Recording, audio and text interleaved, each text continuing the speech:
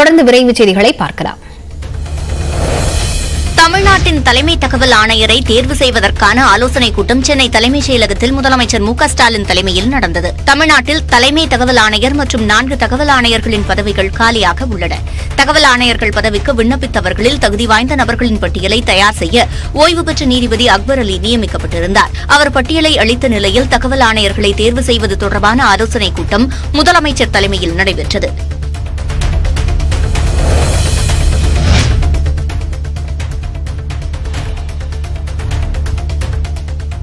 அமைச்சர் செந்தில் பாலாஜிக்கு எதிரான உத்தரவை செயல்படுத்தாத காவல்துறை மீது நீதிமன்ற அவமதிப்பு வழக்கு தொடரக்கோரிய வழக்கில் சென்னை குற்றப்பிரிவு காவல்துறை பதிலளிக்க உச்சநீதிமன்றம் உத்தரவிட்டுள்ளது. அதிமுக ஆட்சியில் போக்குவரத்து துறை அமைச்சராக இருந்தபோது வேலை வாங்கி தருவதாக கூறி பண மோசடி செய்ததாக செந்தில் பாலாஜி மீது வழக்கு தொடரப்பட்டிருந்தது. இந்த வழக்கில் செந்தில் பாலாஜி மீது ஊழல் தடுப்புச் சட்டத்தின் கீழ் வழக்கு பதிவு செய்ய உத்தரவிட்டதை செயல்படுத்தாத காவல்துறை அதிகாரிகள் மீது நீதிமன்ற அவமதிப்பு நடவடிக்கை கோரி மனு தாக்கல் செய்யப்பட்டது. இதனை விசாரித்த நீதிபதி ராமசுப்ரமணியன் இந்த மனு தொடர்பாக சென்னை குற்றப்பிரிவு காவல்துறை பதிலளிக்க உத்தரவிட்டார். சென்னை உயர்நீதிமன்ற கூடுதல் நீதிபதிகள் 5 பேரை நிரந்தர நீதிபதிகளாக நியமித்து குடியரசுத் தலைவர் திரௌபதி முர்மு உத்தரவிட்டுள்ளார். கடந்த 2021ஆம் ஆண்டு ஸ்ரீமதி பரத சக்கரவர்த்தி, விஜயகுமார், முகமது ஷஃபீக் மற்றும் சத்யநாராயண பிரசாத் ஆகியோர் சென்னை உயர்நீதிமன்ற கூடுதல் நீதிபதிகளாக நியமித்து குடியரசுத் தலைவர் உத்தரவிட்டார். இந்நிலையில் கூடுதல் நீதிபதிகள் 5 பேரையும் சென்னை உயர்நீதிமன்றத்தின் நிரந்தர நீதிபதிகளாக நியமிக்க நீதிமன்ற கொலீஜியம் பரிந்துரைத்தது. அதனை ஏற்று கூடுதல் நீதிபதிகள் 5 பேரையும் நிரந்தர நீதிபதிகளாக நியமித்து குடியரசுத் தலைவர் உத்தரவிட்டுள்ளார். சென்னை உயர்நீதிமன்ற பொறுப்பு தலைமை நீதிபதி டி ராஜா 5 பேருக்கும் விரைவில் பதவிப் பிரமாணம் செய்து வைக்கிறார். பணம் பெற்றுக்கொண்டு டாக்டர் விருது வழங்குவதுதான் போலி பட்டமளிப்பு நிகழ்ச்சி நடத்தியவர்களின் திட்டம் என அண்ணா பல்கலைக்கழக துணைவேந்தர் குற்றம் சாட்டியுள்ளார். சென்னை கிண்டியில் உள்ள அண்ணா பல்கலைக்கழக வளாகத்தில் பொறியியல் தொழில்நுட்ப தமிழ் வளர்ச்சி மையம் மற்றும் தமிழ் வளர்ச்சித்துறை இணைந்து நடத்தும் பயிலரங்கம் இன்று தொடங்கியது. இதில் கலந்து கொண்ட பிறகு செய்தியாளர்களிடம் பேசிய அண்ணா பல்கலைக்கழக துணைவேந்தர் வேல்ராஜ், போலி கௌரவ டாக்டர் பட்டம் தொடர்பாக காவல்துறையினர் விசாரணை நடத்தி வருகின்றனர் என்றார். இதனிடையே போலி கௌரவ டாக்டர் பட்டம் வழங்கிய விவகாரத்தில் தலைமறைவான விழா ஏற்பாட்டாளர் ஹரிஷை போலீசார் தேடி வருகின்றனர். டாக்டர் கௌரவ டாக்டர் பட்டம் கொடுக்கறதுனா அது ஒரு பல்கலைக்கழகம் தான் கொடுக்கணும். இது மாதிரி ஒரு ஆர்கனைசேஷன் கொடுக்கறத அந்த ரிசீவ் பண்ண 40 பேருக்கு மேல வாங்கியிருக்காங்க, அவங்களுக்கும் வாங்கியிருக்க கூடாது. பணம் வாங்கியிருக்கலாம், ஆனா பணம் கொடுத்தவங்க கூட பணம் கொடுத்து அவங்களோட இதை பணம் கொடுக்கலன்னு சொல்லுவாங்க.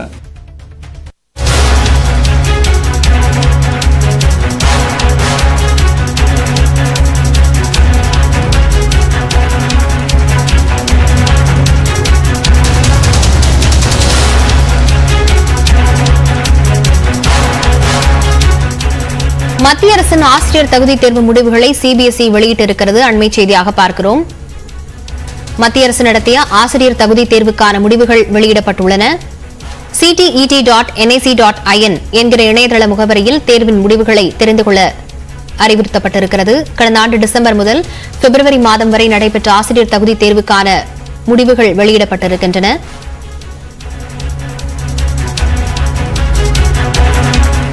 மத்திய அரசு நடத்திய ஆசிரியர் தகுதி தேர்வுக்கான முடிவுகள் வெளியிடப்பட்டிருக்கின்றன. ctet.nic.in என்கிற இணையதள முகவரியில் தேர்வுக்கான முடிவுகளை தெரிந்து கொள்ளலாம். கடந்த ஆண்டு டிசம்பர் முதல் கடந்த ஆண்டு பிப்ரவரி வரை நடைபெற்ற தேர்வில் பல லட்சம் பேர் பங்கேற்ற நிலையில் அந்த தேர்வுக்கான முடிவுகள் வெளியிடப்பட்டிருக்கின்றன. ctet.nic.in என்ற இணையதளத்தில் தேர்வின் முடிவுகளை தெரிந்து கொள்ளலாம்.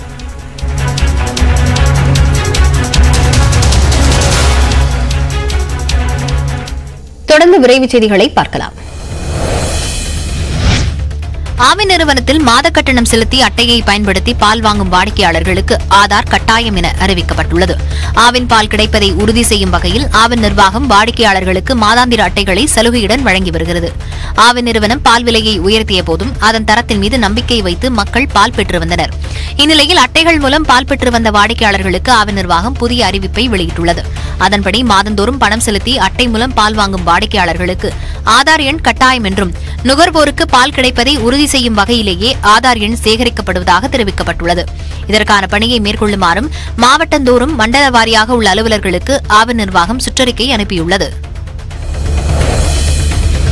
திருப்பதி ஏழுமலையான் கோயிலில் இனி ஆதார் எண்ணின் அடிப்படையில் மட்டுமே தரிசன டிக்கெட்டுகளை முன்பதிவு செய்ய முடியும் என்று தெரிவிக்கப்பட்டுள்ளது.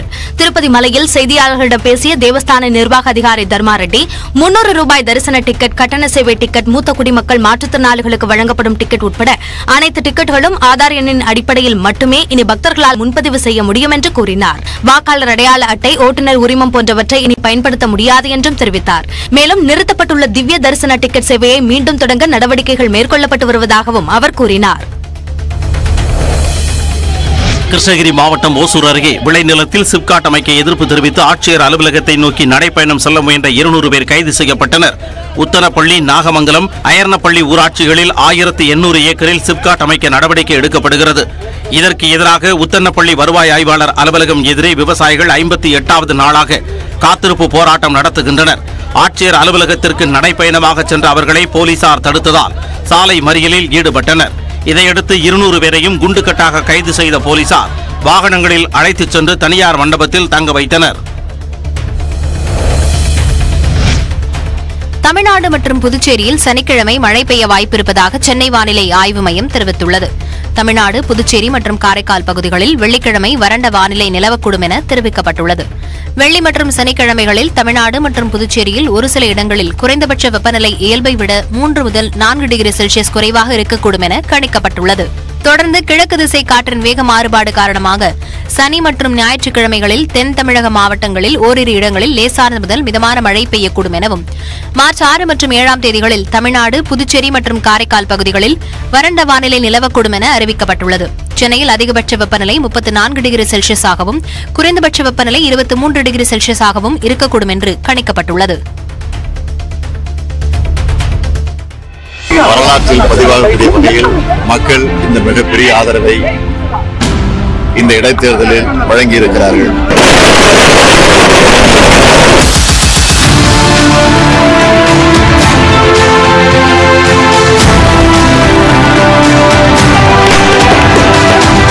மக்களுக்கான கூட்டணி என்கிற அங்கீகாரத்தை தருகிற வெற்றியாக இந்த வெற்றி அமைந்திருக்கிறது. இந்த வெற்றி என்பது முதலமைச்சர் அவர்களுக்கு கிடைத்த மிகப்பெரிய வெற்றியாகத்தான் நான் கருதுகிறேன்.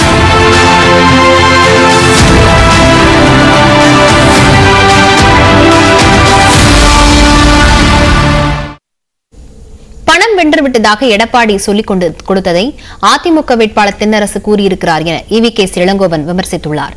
ஈரோடு கிழக்கு சட்டமன்ற தொகுதி இடைத்தேர்தலில் வெற்றி பெற்றதை தொடர்ந்து சென்னை அண்ணா அறிவாலயத்தில் முதலமைச்சர் ஸ்டாலினை EVK இளங்கோவன் சந்தித்து வாழ்த்து பெற்றார். பின்னர் செய்தியாளர்களிடம் பேசிய அவர், ஈரோடு கிழக்கு சட்டமன்ற உறுப்பினராக பதவியேற்கும் தேதி விரைவில் அறிவிக்கப்படும் எனவும், காங்கிரஸ் சட்டப்பேரவை குழு தலைவர் செல்வ பெருந்தகை சிறப்பாக செயல்படுவதாகவும் தெரிவித்தார். ஈரோடு கிழக்கு தொகுதி இடைத்தேர்தலில் 350 கோடி ரூபாய் செலவு செய்து திமுக பெற்ற வெற்றி போலியானது என அதிமுக முன்னாள் அமைச்சர் ஜெயக்குமார் தெரிவித்துள்ளார். சென்னையில் செய்தியாளர்களிடம் பேசிய அவர், அதிமுகவின் தோல்வி வெற்றிகரமான தோல்வி என தெரிவித்தார். எங்களை பொறுத்தவரை இது ஒரு தோல்விகரமான வெற்றி தான். அது தோல்விகரமான வெற்றி தான். அவங்கள பொறுத்தவரை வெற்றி கிடையாது. எங்களை பொறுத்தவரை பார்த்தீங்கன்னா உண்மையிலே நாங்கள் தான் வெற்றி அடைஞ்சிருக்கோம். எப்படின்னா இவ்வளோ தாண்டியும் கூட அவங்க நினைச்சதுன்னா டெபாசிட் போயிடும், அந்த அளவுக்கு கீழே போயிடுவாங்கட்டு. ஆனால் வீடு கொண்டு எத்தனை அடக்குமுறைகள் எவ்வளோதான் பணம் கோடி கூட செலவு செய்தாலும் தாண்டி அதை தாண்டி ஒரு மகத்தான அளவுக்கு இன்னைக்கு மக்கள் இன்னைக்கு ஒரு 44,000 பேர் இன்னைக்கு அந்த தொகுதி ஆதரவு அளிச்சிருக்காங்கன்னா அப்போ 350 கோடி ரூபாய் செலவு பண்ணி அவங்களை பொறுத்தா அது பெரிய வெற்றியே கிடையாது. அது ஈரோடு கிழக்கு தொகுதி இடைத்தேர்தல் தோல்விக்கு எடப்பாடி பழனிசாமியே முழு காரணம் எனவும், அவர் அதிமுகவை அழிவு பாதைக்கு அழைத்துச் சென்றிருப்பதாகவும் ஓ பன்னீர்செல்வம் குற்றம் சாட்டியுள்ளார். ஈரோடு கிழக்கு தொகுதி இடைத்தேர்தல் முடிவு குறித்து அறிக்கை வெளியிட்டிருக்கும் ஓ பன்னீர்செல்வம், இந்த தோல்வி ஒவ்வொரு அதிமுக தொண்டனையும் வேதனையில் ஆழ்த்தியிருக்கிறது என்று குறிப்பிட்டுள்ளார். இத்தோல்வியை பார்க்கும்போது அதிமுக வலுவிழந்த நிலையில் இருக்கிறது என்பது தெள்ளத் தெளிவாகிறது என்றும் அவர் கூறியுள்ளார். இடைத்தேர்தல் வரலாற்றில் 67,000 வாக்குகள் வித்தியாசத்தில் அதிமுக தோற்றது இந்த இடைத்தேர்தலில் தான் என சுட்டிக்காட்டியுள்ள OPS, அதற்கு காரணம் துரோகியின் தலைமையிலான ஒரு சர்வாதிகார கூட்டமும் தான் என்று கடுமையாக சாடியுள்ளார். இரட்டை இலை சின்னம் வெற்றி பெற வேண்டும் என்பதற்காக தான் அமைதி காத்ததாக கூறியுள்ள OPS, எடப்பாடி பழனிசாமியை மக்கள் ஏற்றுக்கொள்ளவில்லை என்பது இடைத்தேர்தல் தோல்வி மூலம் தெரிவதாக கூறியுள்ளார். தொண்டர்கள் களத்தில் இறங்கி தங்கள் நியாயத்தை உணர்த்த வேண்டிய தருணம் இது என்று குறிப்பிட்டுள்ள OPS, அனைவரையும் ஒருங்கிணைத்து வரும் மக்களவைத் தேர்தலில் 40 இடங்களிலும் வெற்றி பெற தேவையான அனைத்து நடவடிக்கைகளும் இனிவரும் காலங்களில் விரைந்து எடுக்கப்படும் என்று கூறியுள்ளார்.